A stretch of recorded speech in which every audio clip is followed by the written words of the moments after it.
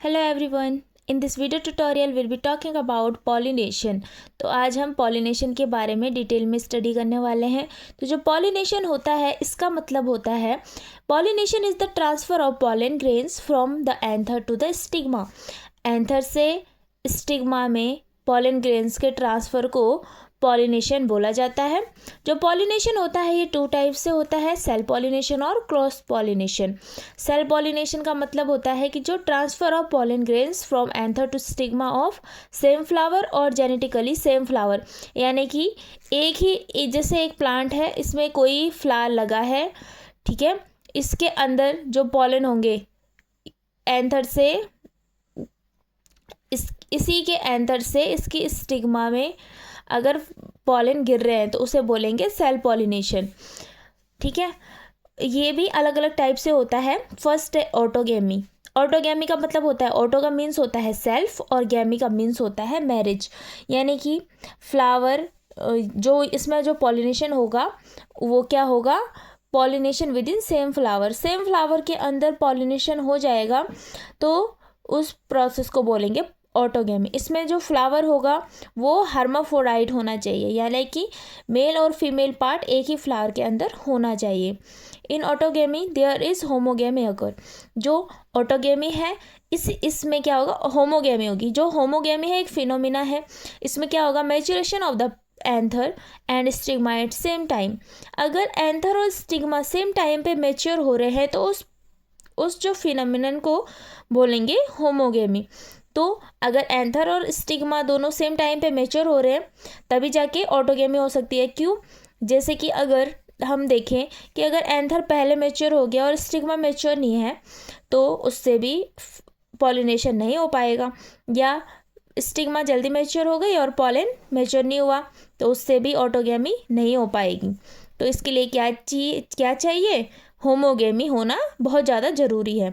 और second phenomenon है autogamy का ही, कैज़मोगेमी। कैज़मोगेमी का मीन्स होता है कि जो फ्लावर होता है वो हर टाइम पे ओपन रहता है। कैज़मोगेमस फ्लावर क्या होते हैं, हर टाइम पे ओपन रहते हैं, खुले रहते हैं। तो उनमें क्या हो सकता है, क्रॉस पॉलिनेशन होने के चांसेस ज़्यादा होते हैं। तो उससे बचने के लिए जो एंथर और स्टिग्मा होते हैं प्लांट में, वो एक तरीका का एडेप्टेशन होता है कि जो एंथर और स्टिग्मा है ये एक दूसरे के बहुत ज़्यादा क्लोज आते हैं, उगते हैं, और इससे क्या हो जाता है, सेल्फ पॉलिनेशन होता है।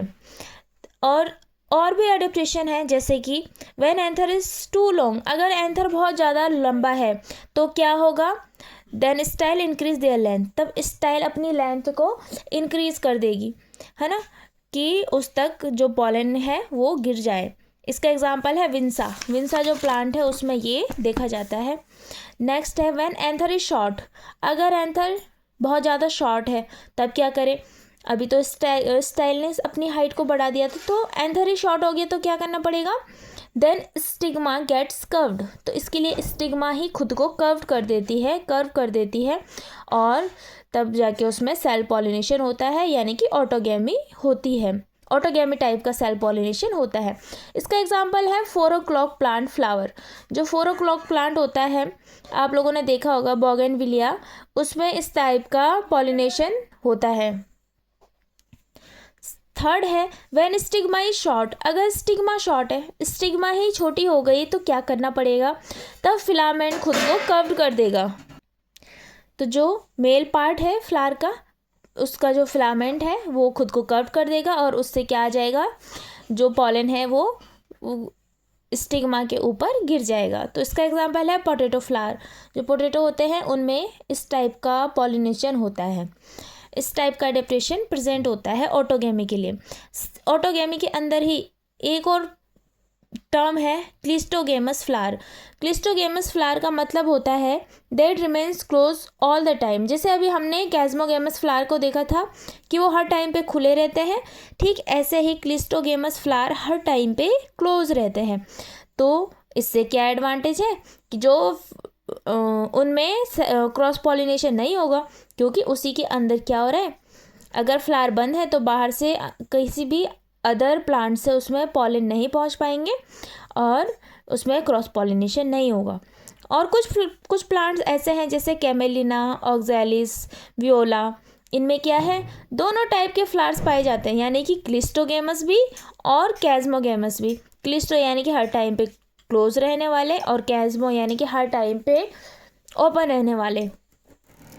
अब इसका देखो नेक्स्ट टाइप है जो सेल पॉलिनेशन है, उसका सेकंड टाइप है जिटोनोगैमी। जिटोनोगैमी मीन्स होता है pollination between flower of same plant, यानी कि एक प्लांट है जैसे कि ये है, इसमें एक फ्लावर यहाँ पे लगा है और एक फ्लावर यहाँ पे लगा है, तो इनके बीच जो पॉलिनेशन होगा, यहाँ से जो इसके पॉलन इसमें आके गिरेंगे ना, इसमें आके जब अगर पॉलन गिरेंगे तो उसको बोलेंगे हम जिटेनोगेमी।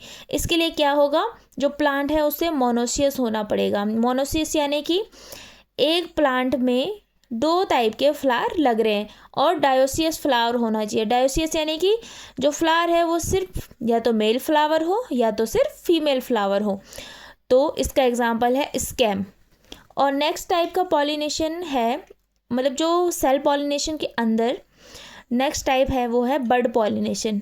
बर्ड पॉलिनेशन से नाम से पता चल रहा है कि जो बर्ड है उसके ओपन होने से पहले ही क्या हो जाएगा, पॉलिनेशन हो जाएगा, जैसे कि वीट और राइस इसके एग्जाम्पल हैं।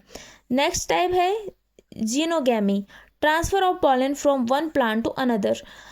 जीनोगैमी में क्या होगा, जो पॉलन है वो pollen from one plant to another plant, वो एक प्लांट से दूसरे प्लांट में चले जाएंगे। एग्जाम्पल इसका है papaya. Thanks for watching, subscribe for more.